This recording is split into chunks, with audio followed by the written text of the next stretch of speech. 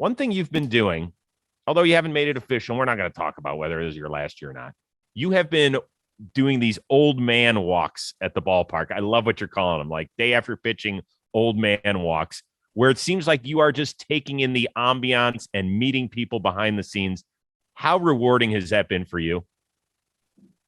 It's been incredibly rewarding, and it's been so fun. I mean, you know what? This world is just there's so many things that are beautiful, and there's so many things that we could take so much enjoyment from if we just took just a little bit of time to acknowledge the beauty of it and the wonderfulness of it. And I've played in the big leagues for 17 years now. Get to go to some of the coolest places in the world. Get to play in some of the best venues in the world. Get to play in front of sold-out crowds and great cities.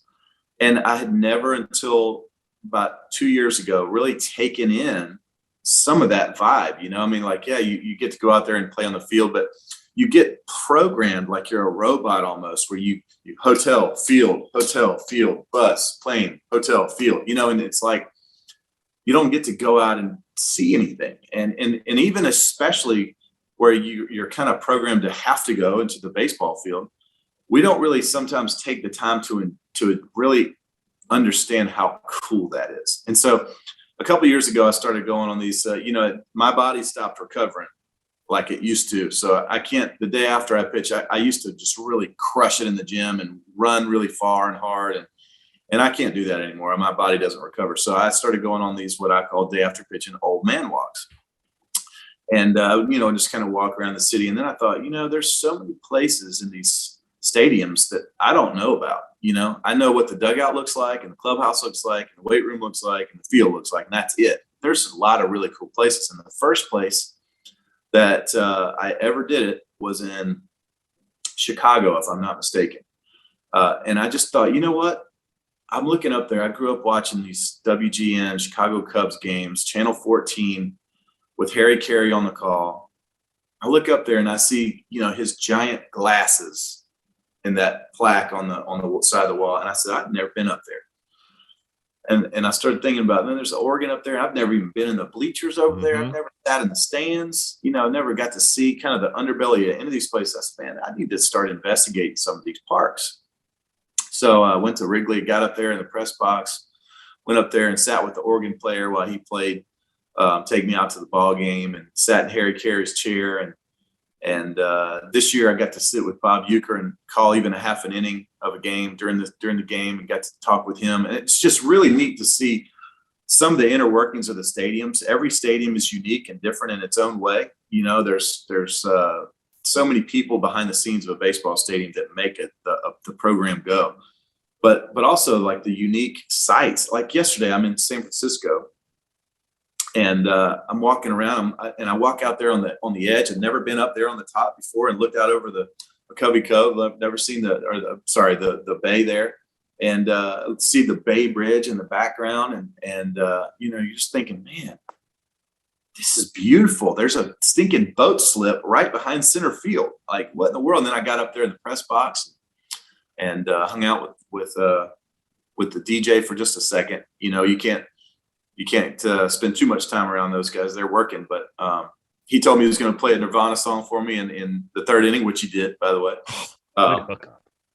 But I like getting in there and seeing all the programming that goes in to like all the scoreboard functionalities and the every walk-up song for the players. I went in Miami. I went into the control room, and Jazz Chisholm had a whole page on this computer just of his walkout songs, and they have to make sure they plug it all in. And there's a guy in there that's like a maestro plugging, pushing all this stuff. And I just think it's fascinating. It's been a really cool experience for me to get up there and see some of these things. And I'm really taking it in. And I just 20 years from now, I'm not going to look back and go, man, I wish I hadn't experienced so much stuff. I'm going to say, man, I wish I had experienced more stuff. Yep.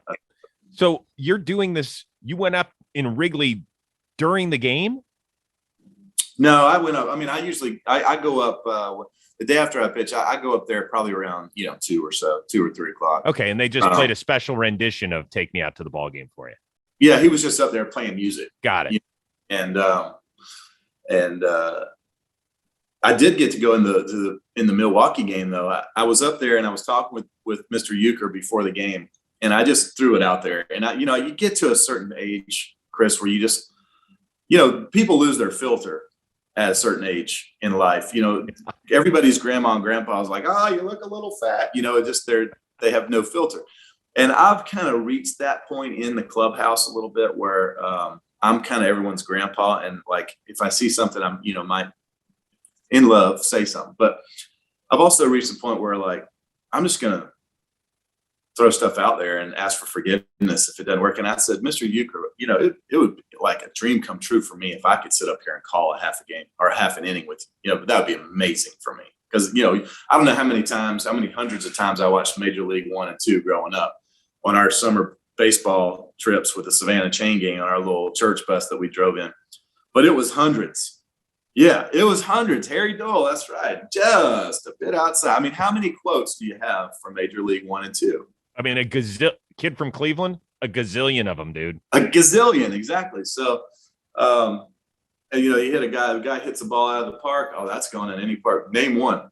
Yellowstone. I mean, like all those quotes from Major League 1 and 2. Like, so to be able to sit up there and he obliged. I went up there and sat with him, and we called the game together for a half an inning, and just listening to his voice next to me, it didn't even make sense. I mean, I couldn't even believe I was standing there.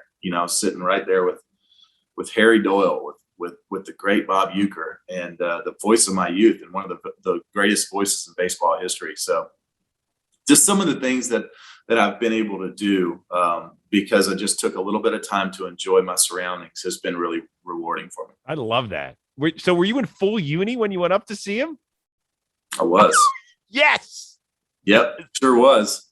I was in full uni. Yep. I can only imagine when you get off the elevator and somebody's looking at you like, you're really into this game, aren't you? Well, the funny thing is I went up there and I was thinking, I don't give really a hill beans if my teammates get mad at me, because this is like a bucket list thing for me. I'll apologize, whatever. And I started thinking about it like, yeah, this is just too cool to miss out on. And then I get back down to the clubhouse. The first guy I see, forgot about one guy, Albert Pujols, goes, "Hey, what are you doing calling the game during the?" I'm like, "Oh crap, I forgot about Albert." So maybe should have cleared it with him first, but I was glad I did. It was fun.